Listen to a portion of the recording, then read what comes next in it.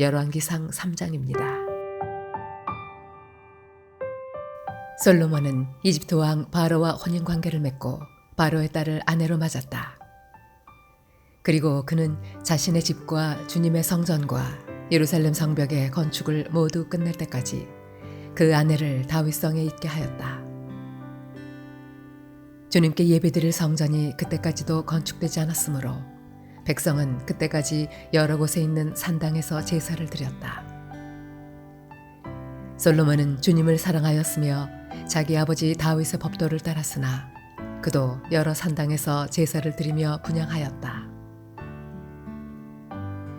기브온에 제일 유명한 산당이 있었으므로 왕은 늘 그곳에 가서 제사를 드렸다. 솔로몬이 그때까지 그 제단에 바친 번제물은 1000마리가 넘을 것이다. 한 번은 왕이 그리로 제사를 드리러 갔는데 그날 밤에 기브온에서 주님께서 꿈에 솔로몬에게 나타나셨다. 하나님께서 말씀하시기를 내가 너에게 무엇을 주기를 바라느냐 나에게 구하여라 하셨다. 솔로몬이 대답하였다.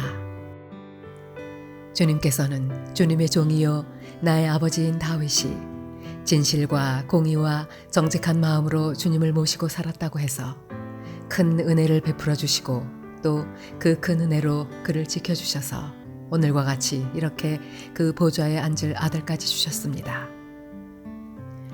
그러나 주 나의 하나님, 주님께서는 내가 아직 어린아이인데도 나의 아버지 다윗의 뒤를 이어서 주님의 종인 나를 왕이 되게 하셨습니다. 나는 아직 나가고 들어오고 하는 처신을 제대로 할 줄 모릅니다. 주님의 종은 주님께서 선택하신 백성, 곧 그 수를 셀 수도 없고 계산을 할 수도 없을 만큼 큰 백성 가운데 하나일 뿐입니다. 그러므로 주님의 종에게 지혜로운 마음을 주셔서 주님의 백성을 재판하고 선과 악을 분별할 수 있게 해주시기를 바랍니다. 이렇게 많은 주님의 백성을 누가 재판할 수 있겠습니까? 주님께서는 솔로몬이 이렇게 청한 것이 마음에 드셨다. 그러므로 하나님께서 그에게 말씀하셨다. 네가 스스로를 생각하여 오래 사는 것이나 부유한 것이나 원수가 없는 것을 요구하지 아니하고 다만 재판하는 데에 듣고서 무엇이 옳은지 분별하는 능력을 요구하였으므로 이제 나는 네 말대로 내게 지혜롭고 총명한 마음을 준다. 너와 같은 사람이 너보다 앞에도 없었고 내 뒤에도 없을 것이다. 나는 또한 내가 달라고 하지 아니한 부귀와 영화도 모두 너에게 주겠다. 내 일생 동안 왕 가운데서 너와 견줄 만한 사람이 없을 것이다.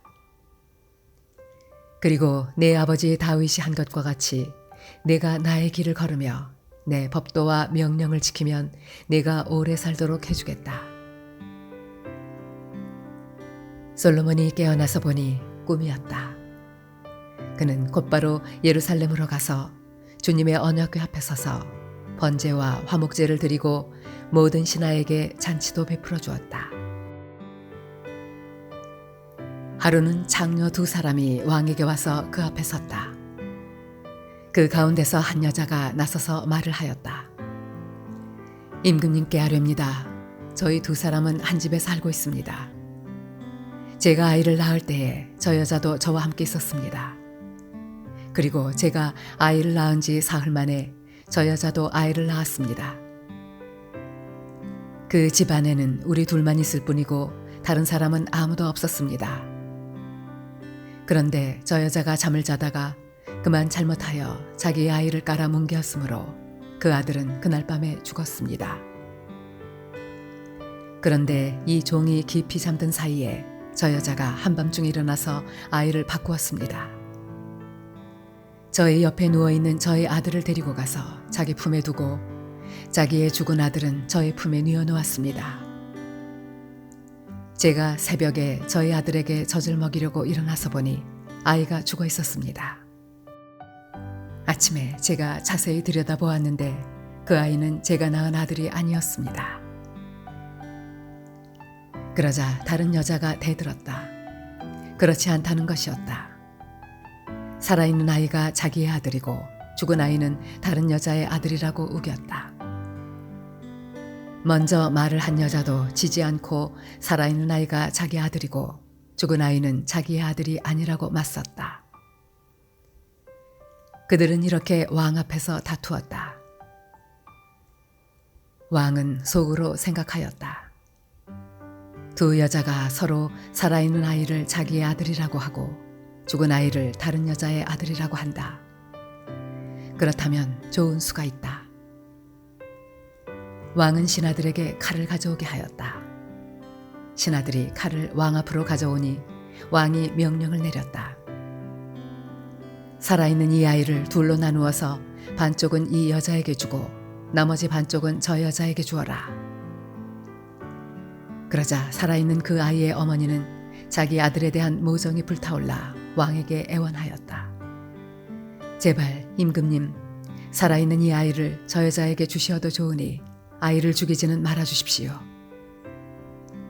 그러나 다른 여자는 어차피 내 아이도 안 될 테고 네 아이도 안 될 테니 차라리 나누어 가지자 하고 말하였다. 그때 드디어 왕이 명령을 내렸다. 살아있는 아이를 죽이지 말고 아이를 양보한 저 여자에게 주어라. 저 여자가 그 아이의 어머니이다. 모든 이스라엘 사람이 왕이 재판한 판결 소식을 들었다. 그리고 백성들은 왕이 재판할 때에 하나님께서 주시는 지혜로 공정하게 판단한다는 것을 알고 왕을 두려워하였다.